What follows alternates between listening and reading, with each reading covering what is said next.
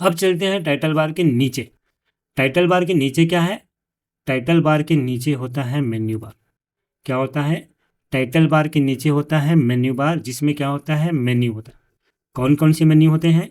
File menu, home menu और view menu. ये 3 menu होते हैं। इसे हम टैब के नाम से भी जानते हैं, फाइल टैब, होम टैब और व्यू टैब। मेन्यू बार के राइट साइड में यहाँ पे एक ऑप्शन है जिसका नाम है मिनिमाइज द रिबन। इसका शॉर्टकट की है Ctrl+F1। इससे होता क्या है? Show only the tab names on the ribbon. इससे हम अपने इस रिबन्स को क्या कर सकते हैं? मिनिमाइज कर सकते हैं। यहाँ से लेकर के ये सारा एरिया आपका क्या, कौन सा एरिया कहलाएगा? रिबन वाला एरिया। इस एरिया को हम क्या कर सकते हैं? मिनिमाइज कर सकते हैं। कौन से शॉर्टकट की से? Ctrl+F। अगर आप Ctrl+F1 से नहीं करना चाहते तो आप यहाँ पे आकर के मिनिमाइज कर सकते हैं और उसे शो भी करा सकते हैं। अब मिनिमाइज द रिबन के जस्ट राइट साइड में एक और ऑप्शन है जिसका नाम है हेल्प। पेन के बारे में अगर आप किसी भी प्रकार का हेल्प लेना चाहते हैं तब आप F1 की प्रेस कीजिए। इसके बारे में जो भी जानना चाहते हैं, जैसे कि MS पेन क्या है, MS पेन के शॉर्टकट किस क्या हैं। जैसे मैं F1 प्रेस कर दिया सपोज, चलो करके ही देख लेते हैं।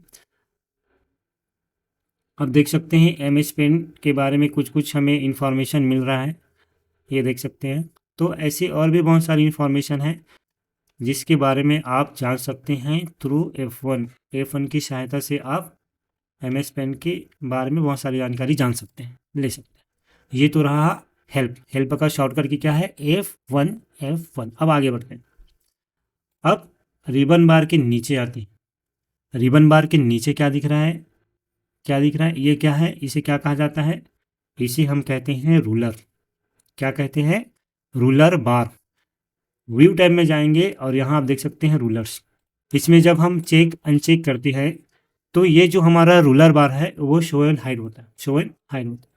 तो हम अपने रूलर बार को शो एंड हाइड कर सकते हैं। ओके, ये कितने होते हैं? 2 होते हैं। रूलर कितने होते हैं? 2 होते हैं। एक हमारे वर्किंग एरिया के ऊपर अर्थात रिबन के जस्ट नीचे, और दूसरा जो है वो वर्किंग एरिया के लेफ्ट साइड में। क्लियर? अब हम आगे बढ़ते हैं। ये जो वाइट एरिया दिख रहा है, ये सारे एरिया को हम क्या कहते हैं? इस सारे एरिया को क्या कहते हैं? वर्किंग एरिया कहते हैं। जितने भी वाइट एरिया आपको नज़र आ रहा है, दिख रहा है, इसको हम वर्किंग एरिया कहते हैं। और इस वर्किंग एरिया को हम Ctrl+ माउस के स्क्रॉल बटन से छोटा और बड़ा कर सकते हैं। जूम इन जूम आउट दिख रहा है, जूम इन जूम आउट, छोटा बड़ा। क्लियर? चलिए, याद रखिएगा क्या प्रेस किए हैं? कंट्रोल के साथ में माउस का स्क्रॉल बटन। ठीक, अब आगे बढ़ते हैं और थोड़ा सी और बता देता हूँ, थोड़ी सी बात और रह गया इसमें। जैसे कि यहाँ पे आप देख सकते हैं, अगर मैं इस एरिया को थोड़ा और बढ़ाना चाहता हूँ अपने हिसाब से, तो इसे भी मैं क्या कर सकता हूँ? कस्टमाइज कर सकता हूँ, छोटा बड़ा कर सकता हूँ। क्लियर? हम अपने वर्किंग एरिया को छोटा बड़ा कर सकते हैं अपने हिसाब से। ठीक, चलिए, ये तो रहा वर्किंग एरिया के बारे में। अब आगे बढ़ते। अब आप देख सकते हैं वर्किंग एरिया के राइट साइड में क्या है? इसे हम क्या कहते हैं? इसे हम कहते हैं वर्टिकल स्क्रॉल बार। ओके, इसे हम क्या कर सकते हैं? ड्राइंग किए गए एरिया को अप डाउन या डाउन अप करके देख सकते हैं। अभी मैं दिखाऊंगा। आगे बढ़ते हैं। अब वर्किंग एरिया के नीचे एक और स्क्रॉल बार है जिसका नाम क्या है? जिसका नाम है हॉरिजॉन्टल स्क्रॉल बार। इसे हम राइट लेफ्ट राइट करके देख सकते हैं। किसे देख सकते हैं? Working area. अब देखिए इसका यूज़ कैसे करते हैं, मैं वो भी बता देता हूँ। यहाँ पे मैंने एक चीज़ ओवल ड्रा किया। ठीक, अब इसे मैं कर देता हूँ बड़ा। अब मुझे देखना है, इसे छोटा करके नीचे देखना है। ये देखिए नीचे, पहले छोटा कर लेता हूँ। चलो ये छोटा। अब नीचे के देखना है तो मैं क्या करूँगा? वर्टिकल स्क्रॉल बार को डाउन साइड लाऊंगा, नीचे लाऊंगा। अगर मुझे ऊपर के एरिया को देखना है तो मैं क्या करूँगा? वर्टिकल स्क्रॉल बार को ऊपर की ओर ले जाऊँगा। अगर मुझे लेफ़्ट को देखना है तो क्या करूँगा?